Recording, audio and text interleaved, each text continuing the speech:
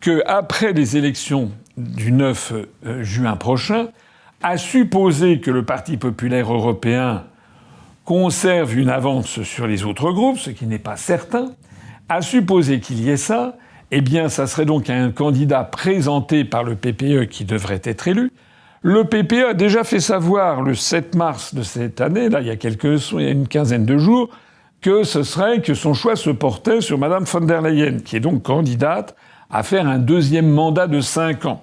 Sauf que, comme pour Manfred Weber, il se pourrait bien que les chefs d'État et de gouvernement écartent Madame von der Leyen et décident de proposer la candidature de M. Mario Draghi. Et comme d'ailleurs pour Madame von der Leyen, ceci se ferait avec l'approbation tacite, sinon la demande tacite de Washington qui supervise l'exécution. Bon, alors, est-ce que tout ce que je viens de vous dire là va se produire? Je ne vais pas me mettre non plus ma main à couper, parce que ça fait partie... J'exerce mon cerveau pour essayer de comprendre ce qui se passe et ce qui se trame. Peut-être que je serai démenti par les événements.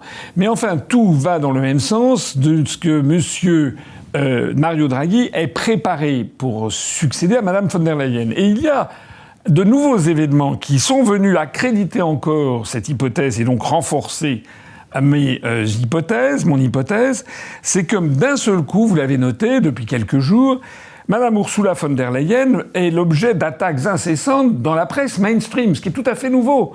Auparavant, il y avait eu, il y avait, par exemple, sur l'affaire des 41 milliards d'euros avec Bourla pour les injections Pfizer, la presse a dit oui, il y a des petits problèmes. Enfin, ils ne l'ont pas attaqué. Alors que cette fois-ci, il y a des attaques qu'on trouve dans toute la presse et dans la presse mainstream, dans Le Monde, dans Libération, ils en ont fait des tonnes. Avec Jean Quatremer, c'est fait une spécialité de flinguer Madame von der Leyen. Sur BFM TV, enfin, etc. Tous les grands médias du système euro-atlantiste, d'un seul coup, c'est haro contre Madame von der Leyen. Et pourquoi donc? Parce que Madame von der Leyen, donc qui est la candidate à sa réélection, a nommé, il y a quelques jours, un type qui s'appelle Markus Pieper, qui est un Allemand, qui fait partie de la chrétienne démocratie allemande, donc du même parti que Madame von der Leyen, et qui, il y a une dizaine ou une quinzaine de jours, a annoncé qu'il voterait en faveur d'un deuxième mandat à Madame von der Leyen. Ce monsieur est nommé, pendant que Madame von der Leyen en a encore le pouvoir, il est nommé à un poste qui est, je crois, très bien rémunéré, du style 20 000 euros, 22 000 euros par mois. Alors, ce qui est donc nouveau, c'est que ça fait partie de ce népotisme ambiant, ça fait partie de ces détournements de fonds qui sont bien connus au sein de la Commission européenne. Mais ce qui est nouveau, c'est que d'un seul coup, 4 commissaires européens se sont manifestés et ont fait savoir à la presse qu'ils n'acceptaient pas cette nomination. Et les 4 commissaires en question, c'est le commissaire français Thierry Breton, chargé du marché intérieur, dont il est un secret de polichinelle de savoir que c'est vraiment l'homme euro-atlantiste par excellence, c'est un homme des Américains. Deuxièmement, il y a le commissaire espagnol, monsieur Josep Borrell, qui est haut commissaire chargé de la politique étrangère et de la sécurité.